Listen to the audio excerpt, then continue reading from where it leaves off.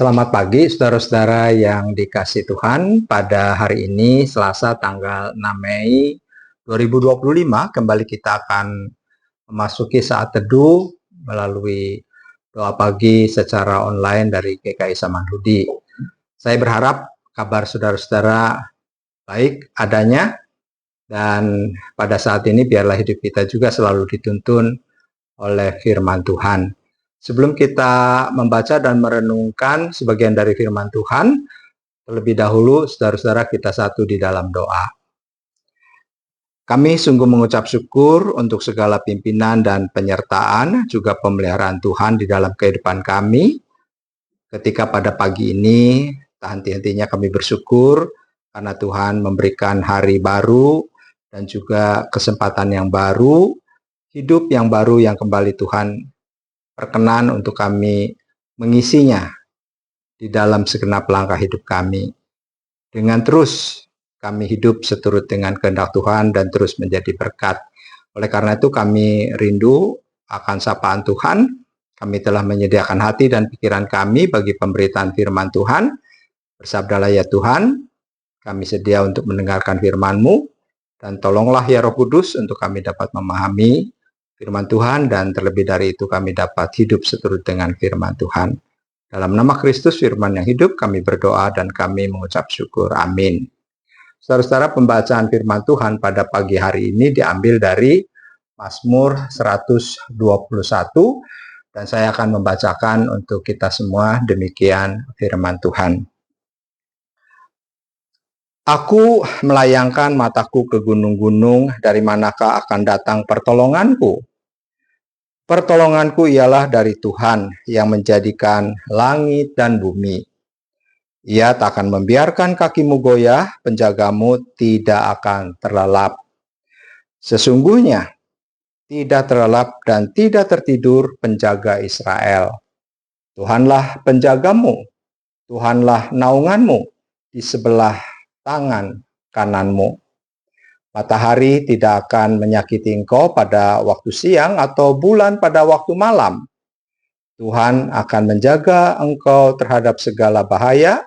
Ia akan menjaga nyawamu. Tuhan akan menjaga keluar masukmu dari sekarang sampai selama-lamanya. Saudara-saudara, demikian firman Tuhan pada pagi hari ini.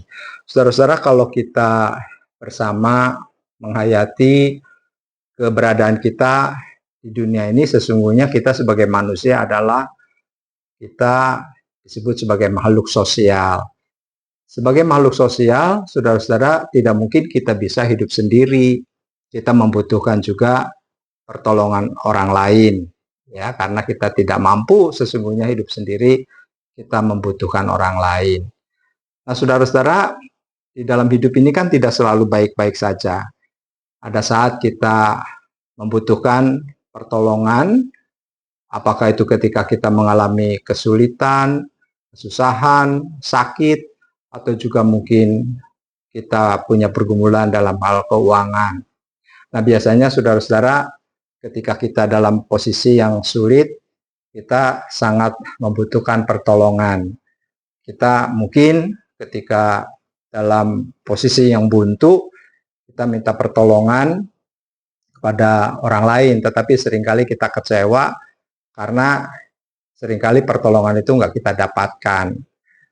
Bahkan yang lebih menyedihkan ketika kita mungkin secara ekonomi membutuhkan uang, atau karena kita sakit kita perlu biaya dan kita nggak ada uang, lalu kita mungkin minjem atau ditalangin dulu lah sama saudara gitu ya. Kita minta tolong sama saudara. Tetapi saudara, seringkali susah gitu. Nggak ada duit katanya. Nah, saudara nggak bisa nolong.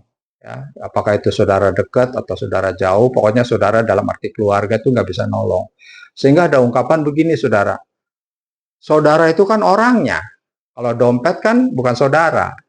Jadi dengan ungkapan itu ya memang kita nggak bisa berharap banyak kepada saudara, dan itu pasti mengecewakan ya kalau harapan kita kepada keluarga, orang terdekat itu ternyata tidak kita dapatkan.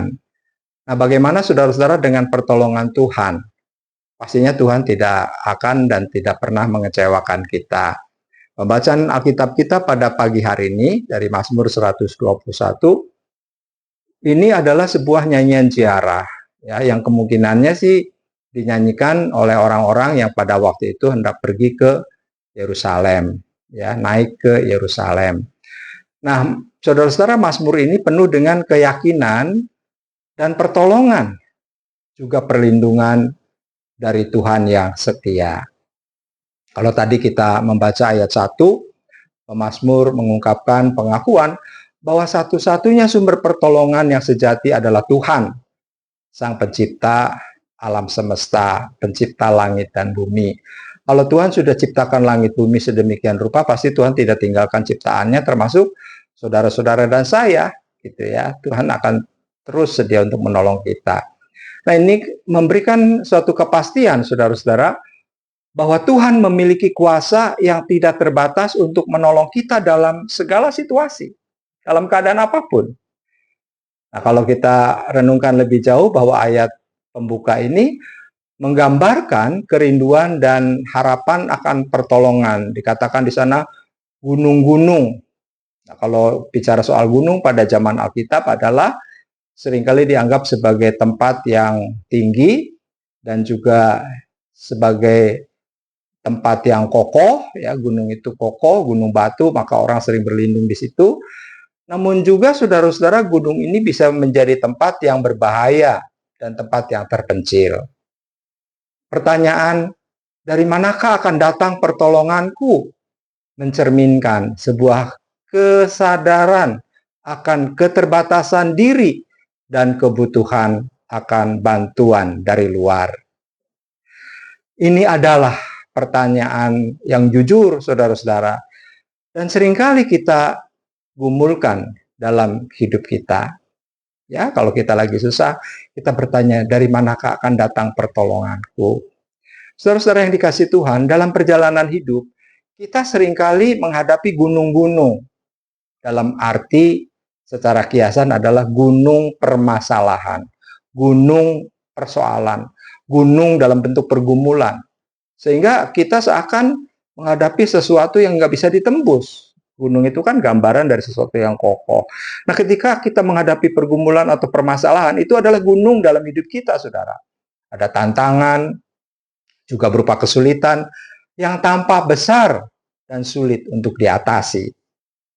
Nah, saudara-saudara, ayat ini mengajak kita untuk merenungkan kemana kita mencari pertolongan. Apakah kita hanya mengandalkan kekuatan diri sendiri, mengandalkan orang lain, atau hal-hal yang duniawi yang sifatnya fana. Nah, kalau kita membaca tadi di dalam ayat 2, pertolonganku ialah dari Tuhan yang menjadikan langit dan bumi, maka itulah saudara jawaban pertanyaan di ayat sebelumnya yang datang dengan tegas dan penuh keyakinan bahwa sumber pertolongan yang sejati bukanlah dari gunung-gunung fisik, melainkan dari Tuhan, Sang Pencipta langit dan bumi, Sang Pencipta gunung itu sendiri. Ini adalah pengakuan akan kemahakuasaan Tuhan jika Dia mampu menciptakan alam semesta yang begitu luas dan begitu kompleks. Tentu Tuhan juga mampu menolong kita, saudara-saudara, dalam setiap situasi dan pergumulan yang kita hadapi. Saudara-saudara, firman Tuhan dalam ayat 2 ini juga memberikan kita kepastian dan pengharapan. Pertolongan kita tidak terbatas pada kemampuan manusia, tetapi bersumber dari Tuhan yang memiliki kuasa yang tidak terbatas. Ini seharusnya menenangkan hati kita dan memberikan keberanian dalam menghadapi setiap masalah, persoalan, dan juga setiap tantangan hidup. Lanjut, saudara, kalau kita membaca ayat yang ketiga, dikatakan di sana, Ia takkan membiarkan kakimu goyah, penjagamu tidak akan terlelap. Saudara, ayat ini memberikan jaminan akan pemeliharaan Tuhan yang aktif dan terus-menerus tanpa henti. Kaki yang goyah melambangkan ketidakstabilan dan kemungkinan untuk jatuh, saudara-saudara. Maka Tuhan berjanji untuk menjaga kita agar tidak tergelincir dan gagal. Maka Tuhan mengatakan dalam ayat ini, Ia tidak akan membiarkan kakimu goyah, yang dihayati oleh pemazmur. Nah, saudara-saudara, di dalam ayat 4 dikatakan dan ditegaskan lagi bahwa sesungguhnya penjaga Israel tidak terlelap dan tidak tertidur. Penjaga Israel di sini dalam arti bangsa, ya, dalam perjanjian lama, tetapi dalam perjanjian baru Israel berarti umat pilihan Allah di dalam Kristus, dan kita disebut sebagai Israel baru, saudara. Nah, Tuhan juga menjaga kita, umatnya, untuk kita senantiasa ada di dalam naungannya, dan Tuhan tidak pernah terlelap dan tertidur di dalam menjaga kita. Pengulangan gagasan tentang Tuhan yang tidak terlelap di ayat ini, saudara, semakin menegaskan kesetiaan dan perhatiannya. Penjaga Israel merujuk pada Tuhan sebagai pelindung umatnya. Saudara-saudaraku yang dikasihi Tuhan, kalau lebih jauh kita membaca di dalam ayat 5 dan ayatnya yang ke-6, maka Tuhan juga digambarkan di sana sebagai pelindung dan penaung yang memberikan keamanan dan keteduhan dari segala bahaya.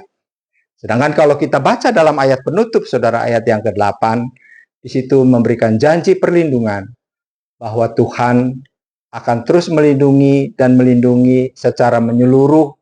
Perlindungan Tuhan itu, saudara, menyeluruh dan kekal. Dikatakan di sana, menjaga keluar masukmu, artinya mencakup seluruh aktivitas dan perjalanan hidup kita dari awal hingga akhir. Sejak kita lahir di dunia ini sampai kita meninggalkan dunia ini, Tuhan menjaga keluar masukmu dari sekarang sampai selama-lamanya. Janji dari sekarang sampai selama-lamanya ini, saudara, menegaskan bahwa perlindungan Tuhan adalah kekal dan tidak pernah berakhir.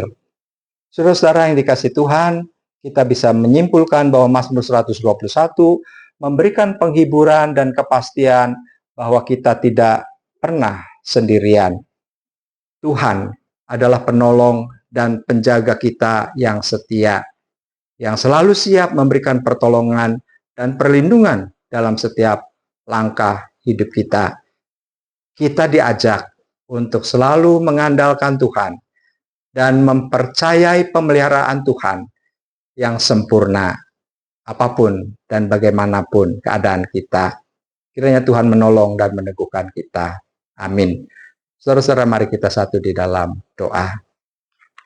Terima kasih Tuhan kalau pada saat ini kami kembali diteguhkan, dikuatkan, dan dihibur oleh firman-Mu. Bahwa kami memiliki penolong yang adalah Tuhan, yang tidak pernah meninggalkan kami dalam keadaan apapun dan bagaimanapun kondisi kami. Tuhan senantiasa setia untuk menjaga dan menolong kami. Oleh karena itu, ketika kami berada dalam kesulitan dan pergumulan, biarlah kami hanya mengandalkan pertolongan Tuhan, karena di dalamnya kami mendapatkan kekuatan dan kepastian.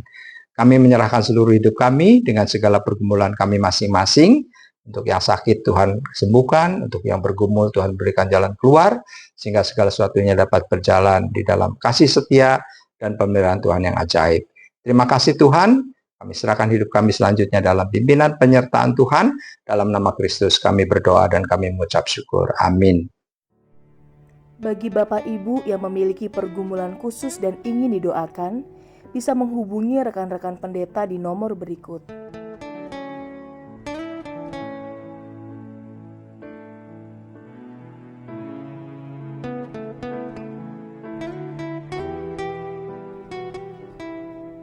Tuhan Yesus memberkati.